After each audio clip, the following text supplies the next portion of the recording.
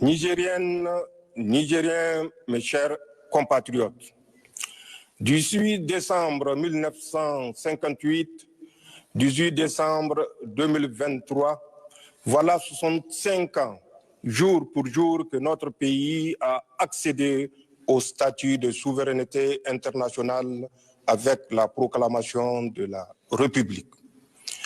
C'est donc un grand jour que nous devrions honorer avec joie et ferveur, car il fut désormais annonciateur d'un statut juridique nouveau consacrant l'entrée de notre pays dans le concert des nations. 65 ans, c'est certes peu dans la vie d'une nation, mais le chemin parcouru nous a permis de réaliser de grandes œuvres et d'être confrontés à des défis majeurs dont certains ont trouvé des solutions et d'autres demeurent sans réponse satisfaisante.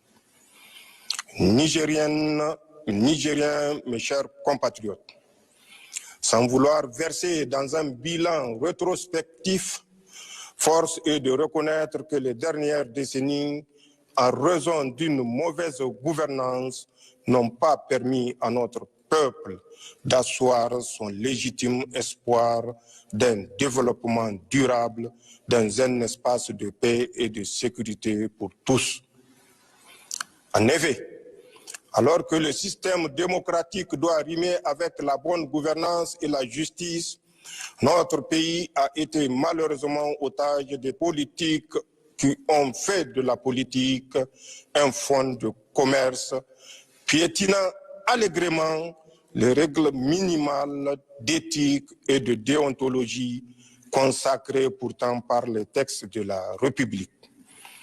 La justice sélective, faite de népotisme, de corruption, d'impunité et d'opportunisme érigée en mode de gestion par excellence, choses somme toute qui ont favorisé le détournement des deniers publics, le bradage de notre souveraineté et l'effondrement du service public. Cette démission de la gouvernance s'est illustrée par l'incapacité de l'État à faire face aux défis sécuritaires, d'où sa sous-traitance avec les forces du mal ayant occasionné des morts et des déplacés. Mes chers compatriotes, la célébration du 65e anniversaire de la proclamation de la République intervient dans un contexte de bouleversement géopolitique profond en Afrique de l'Ouest, consécutif au changement de régime intervenu dans les pays du Sahel. Cette nouvelle donne, accompagnée d'un fort soutien populaire, a entraîné non seulement une remise en cause de la gouvernance économique et financière à l'interne, mais aussi une remise en cause de notre relation avec l'ancien pays colonisateur, la France. C'est dans cette optique que nous avons dénoncé certains accords justifiant la présence des troupes françaises au Niger, ainsi que des accords léonins. Cette dynamique nous a amenés à bâtir une stratégie globale de défense, de lutte contre le terrorisme et toute agression de quelque forme qu'elle soit. C'est ainsi que grâce aux multiples succès remportés par nos vaillantes forces de défense et de sécurité, nous assistons à la normalisation progressive de la situation sécuritaire. À titre illustratif, je peux mentionner le retour des communautés déplacées dans leurs villages, la réouverture de près de 200 écoles restées fermées pendant plus de 2 ans du fait de l'insécurité dans la région de Tillabéri, la sécurisation du corridor de ravitaillement en produits alimentaires et pharmaceutiques et la reprise des activités socio-économiques dans plusieurs régions au grand bonheur des populations.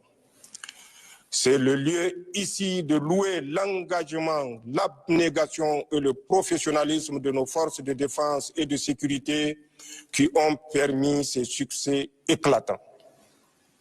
Je tiens donc à rendre un vibrant hommage pour tous les sacrifices consentis pour la défense de l'intégrité du territoire national et la quiétude sociale.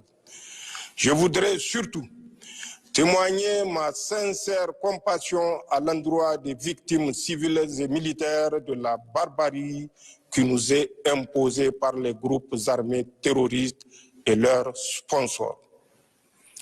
Mes chers compatriotes, la création de l'Alliance des États du Sahel est assurément l'aboutissement de cette démarche dont l'objectif est de faire du Sahel un espace de paix et de prospérité. Notre nouvelle organisation travaillera dans le seul intérêt des Sahéliens et pour une Afrique libre et décomplexée. Je fais mention spéciale à nos frères du Burkina Faso et du Mali qui ont toujours été à nos côtés dans le combat contre les forces du mal. La matérialisation de cette lutte commune à travers la création de l'Alliance des États du Sahel prouve à suffisance que l'idée d'intégration chère à nos dévanciers n'était pas un simple rêve pieux. Aujourd'hui, avec mes frères Ibrahim Traoré, Assimi Goïta, nous sommes déterminés à écrire l'histoire d'une Afrique libre où les Africains vivront une vraie indépendance.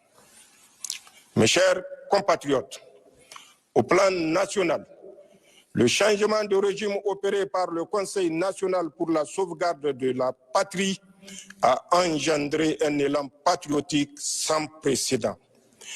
Expression des aspirations profondes de nos populations à la dignité et à la souveraineté nationale.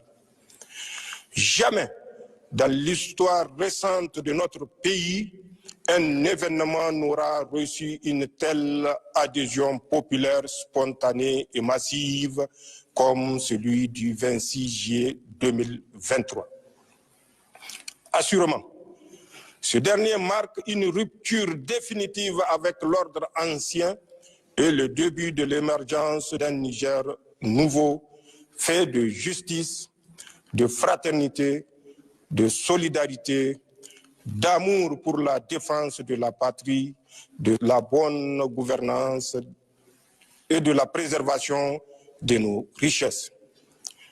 Ces désirs ardents, les populations l'ont traduit dans nos langues nationales en des termes clairs. Zanchan Assani, Labousanino.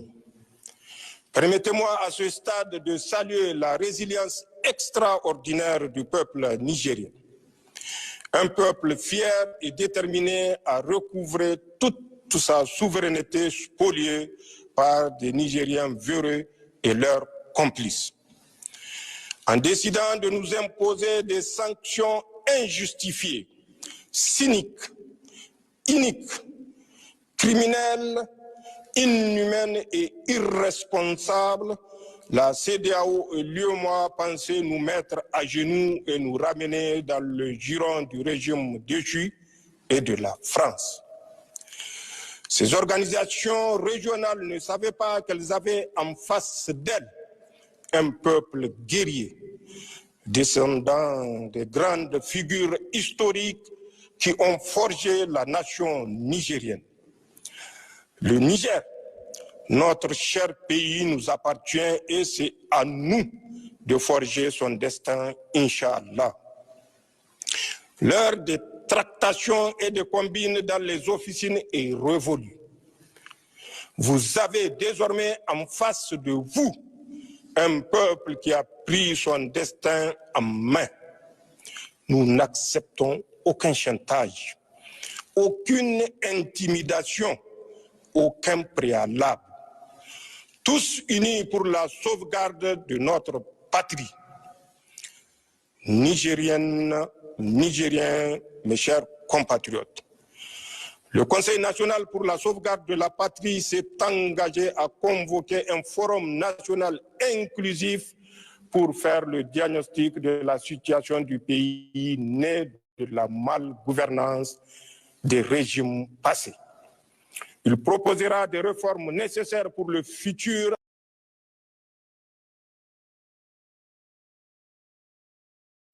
convoqués. Dans cette lancée, j'ai défini un cadre stratégique de gouvernance pour la transition et élaboré des missions précises pour les membres du gouvernement que nous allons rendre publiques de cette semaine. Nigériennes, Nigériens, mes chers compatriotes, au plan de la mobilisation sociale et de la sécurité, un compte dénommé Fonds de solidarité pour la sauvegarde de la patrie a été créé pour la mobilisation des ressources, le financement des appuis au renforcement des capacités des forces de défense et de sécurité engagées dans la lutte contre le terrorisme et l'insécurité, ainsi que la prise en charge des victimes de ce fléau. Je tiens à remercier le peuple nigérien et le comité de gestion de ce fonds pour leur engagement dans cette mobilisation. Au plan de la justice sociale et de la restauration de l'État et du peuple dans ses droits, la Commission de lutte contre la délinquance économique, financière et fiscale COLDEF est à pied d'œuvre pour instruire tous les dossiers relevant de sa compétence. J'engage ses membres, au demeurant sous serment, à tout mettre en œuvre pour mériter la confiance placée en eux par la nation. Pour ma part, je réitère mon engagement, celui du Conseil national pour la sauvegarde de la patrie et du gouvernement, de ne couvrir personne et de prêter main forte à cette institution pour surmonter toute entrave. Car le fléau généralisé de la corruption est l'une des causes qui nous ont conduits à prendre nos responsabilités pour mettre fin au régime que vous connaissez. Nous avons fait le serment de mettre l'État dans ses droits, pas de répit, ni de pitié pour ceux qui ont spolié les biens de l'État. Nous avons instruit la COLDEF à travailler en toute transparence, tout en respectant les droits des uns et des autres. Nigériennes, Nigériens, mes chers compatriotes, la campagne agricole et pastorale de cette année n'a pas répondu totalement aux attentes de nos laborieuses populations. En pareille circonstance, l'État prend toutes les dispositions pour non seulement entreprendre des activités compensatrices pour les agriculteurs et les éleveurs, mais aussi à assurer la disponibilité des produits alimentaires sur l'ensemble du territoire national. Grâce à la coopération multiforme avec certains pays amis, notre pays dispose suffisamment de produits alimentaires accessibles sur le marché, et cela en dépit du blocus barbare de la CEDEAO et de l'UEMOA. Je salue cette marque de solidarité des gouvernements de la Guinée, du Tchad, de l'Algérie, du Maroc, de la Guinée équatoriale et tous les autres pays amis qui nous ont apporté leur soutien. Une mention spéciale pour la République sœur du Togo qui n'a ménagé aucun effort pour nous soutenir avec engagement et constante disponibilité, ainsi que tous les peuples frères qui nous accompagnent en ces moments difficiles.